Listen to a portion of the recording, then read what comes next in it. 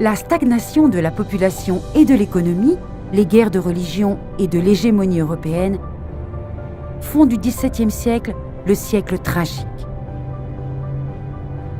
Pour l'Espagne, il le fut.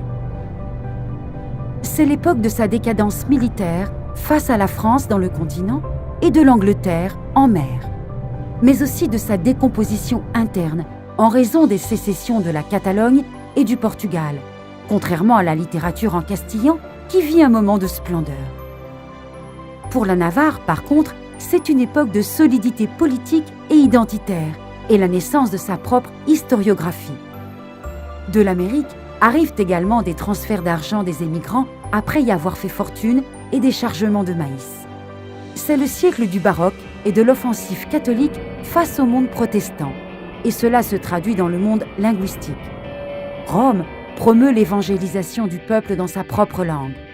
Bien que le latin persiste dans les livres sacrés et dans la liturgie, les catéchismes bilingues en basque et en roman font leur apparition. La langue basque, ignorée par l'administration et l'école, n'est reconnue timidement qu'à l'église et dans les foyers. L'enseignement en castillan s'étend à travers les villages de Navarre au détriment du basque. Le castillan au sud et le français au nord, promus par le rouage de puissantes monarchies, acquièrent et donnent du prestige. La langue basque, qui est toujours une langue orale, commence à être identifiée avec le monde rural. Petit à petit, comme tout ce qui est populaire, elle perd du prestige en raison de l'extension de l'idéologie des élites, gorgée de rationalisme et de science.